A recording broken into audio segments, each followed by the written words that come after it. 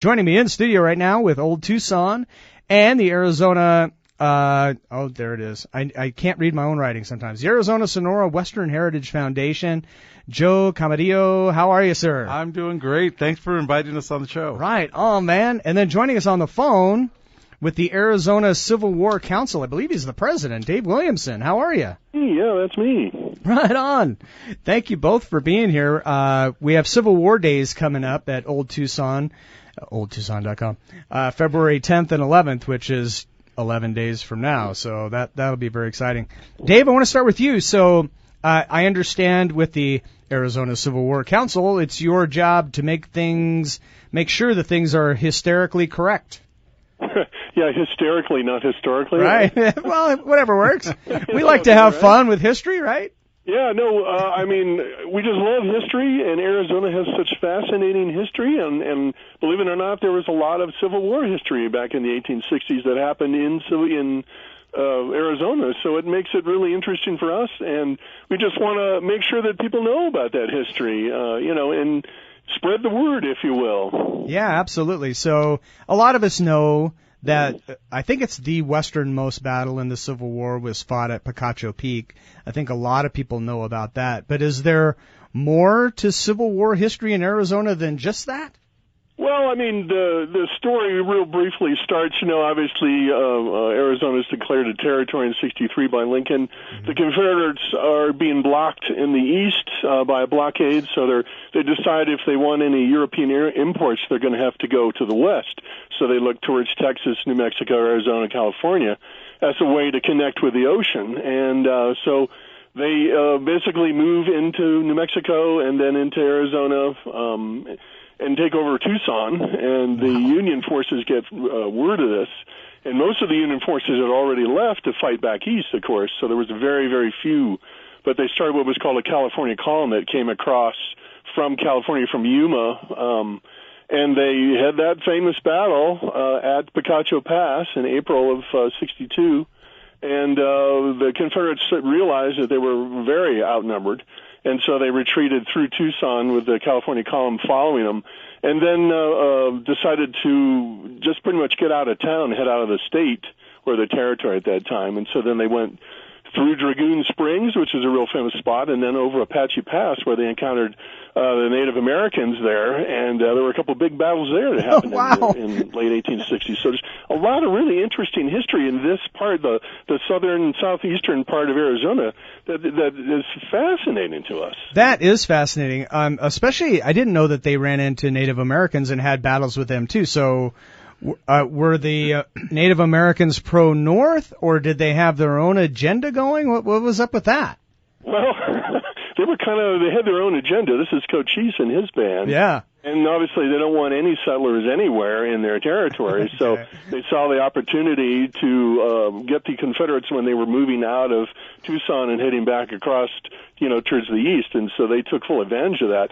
But then they also, the Battle of Apache Pass, they actually had that battle with the Union forces because the Union guys are now pursuing the Confederates, and there's water in Apache Pass at Apache Springs, and so the Cochise and his band say, no, we don't want you guys here either. Right. So they took on the Union forces as well. And we want to take your stuff, right? Right, exactly. A lot of nice horses and wagons. Yeah, right. What the Cochise didn't know was they had two howitzers, two small cannons. Whoa. That's what turned the battle. The Native Americans were all entrenched in the hills around Apache Pass, and they didn't anticipate that the the Union forces had these two howitzers, and so the Union guys were obviously able to employ the artillery on the Indians, and they didn't expect it at all, and so away they chased them away. Incoming mortars, wow. Right, yeah. Incoming. Incoming, we're outgoing. Yeah, and I mean, obviously, they had never seen anything like this before, so they were stunned by that. Yeah, and then next time they want to get those weapons, too, from us. But exactly. Anyway, Exactly. From the north, anyway. Joe Camarillo, Old Tucson, and the Arizona Sonoran Western Heritage Foundation. Yeah. How fun is it putting all this together out at Old Tucson? And how do you guys do it logistically? Well, you know what? Just listening to Dave, this is the reason why we love working, with the council.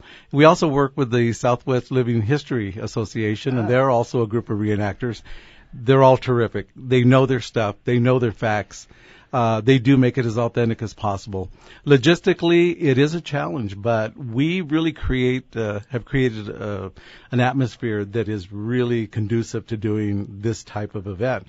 And a lot of people ask, well, why Old Tucson? What's the connection other than, realizing that the Civil War was partially fought here, if you will. Right. Well, in 1939, Columbia Pictures made the movie Arizona.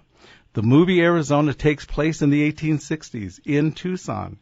If folks have seen the movie, you'll notice that they raise the Confederate flag over Tucson. And the troops are there. I mean, so there's our connection. It's a natural. We were built for that period. Right. And to be able to join forces, if you will, with both these groups is phenomenal. Join forces. I see what you did there. Yeah, you like that? Yeah, I like that. But it is a phenomenal event, and we want everybody to come out and really enjoy and learn and experience that. Both these organizations, excuse me, they set up encampments. They actually camp out overnight. Whoa, that's cool. Oh yeah, and you can visit the campsites, talk to the soldiers. Yeah. They bring their wives, girlfriends, and all, and they're in period costumes. You can even speak to the ladies and find out what the period was like. I mean, it's an overall experience that is truly an incredible time for everybody. If I go out there, can I camp out too? Because it's still pretty wild. I don't know, Mike. I don't know. Right, I don't know if you can handle that. I don't know. I'm not These sure. guys are pretty tough. That's true. I've been living in Oro Valley too long. But the last time I was out at Old Tucson and we were leaving, it was night.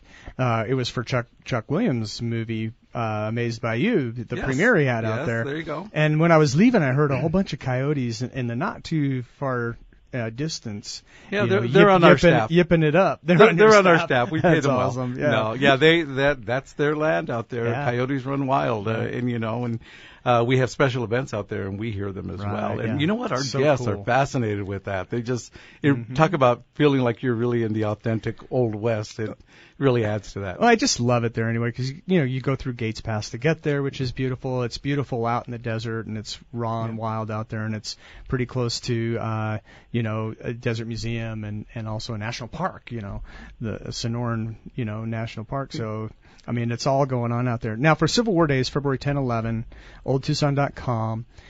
Is it going to be like some of your Old West shows, like gunfights, except it'll be Civil War battles every hour, or does it go through things chronologically? How do you have it organized? Well, it's actually a combination of both. People come to Old Tucson because of the Old West shows and the different things that we do historically. And so we've been able to combine the two. I mean, it is definitely Civil War from the time you enter the gates to the time you leave. It's not unusual. So choose your colors carefully before choose your colors carefully when you dress to go. I didn't mean to wear gray, really. And you'll see members of both organizations. They'll be marching through town. So I mean, nice. It really adds to that. And they do a flag raising ceremony right before. We have two battles, one in the morning and one in the afternoon. The morning battle, I believe, is at 11 o'clock. And we call it the Battle at Bitter Creek because it's held in the Bitter Creek area of Old Tucson, which really gives that great background of the Tucson Mountains and Golden Gate Peak and all the saguaro. And it's really, talk about, bring your cameras. It's like High Chaparral. It's right next to the High Chaparral set. And and the soldiers will square it off there. And then we do another battle, and it's at 2 o'clock in the afternoon. So, and in between, we'll be having special presentations on artillery during the Civil War, which is always something that's very popular with our guests. And we're doing another presentation, Hispanics in the Civil War, because a lot of people don't realize because it was out here, there were a lot of different folks. And David mentioned our native folks, the Apaches that were involved. How could you not be when things are happening right in your backyard? Right, yeah. So to arms, you either get armed or get shot. Yeah. We're running out of time, but I do have to ask Dave one question. Dave, it seems like, with the taking down of Confederate statues, and we had state legislature and a little bit of a controversy because he had a Confederate flag screensaver. And he tells a different story of how the Civil War started than other people. Some people say it was mainly about slavery, but then he brought in, no, it was a lot about states' rights. Who's right? Well, there's a hot button question, right? Yeah, and I'll give you 30 seconds. Okay. Basically, we're just all about the history.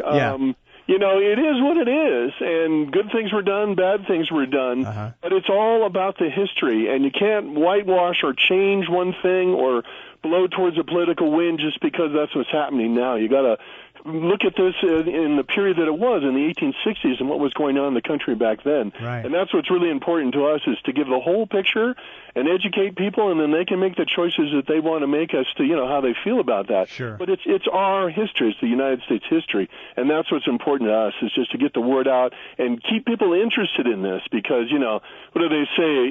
If you're doomed to make the mistakes that your forefathers made if you don't study history. So it's important that we all kind of, get the word out and make sure that everybody knows, what happened around here and stuff like that. I always say that in school, if you don't know your history, you have to repeat it. There you go. That's the quote I was looking for. Don't ask me how I know that. All right. A few things you retain. Yeah, right? Exactly, right. All right, Dave Williamson, President, Arizona Civil War Council, Joe Camarillo, Old Tucson, Arizona Sonoran Western Heritage Foundation. Thank you both so much. Very interesting. Great. Thank you for having us, and we look forward to seeing people out at Old Tucson. February 10th and 11th, oldtucson.com. Thank you, gentlemen.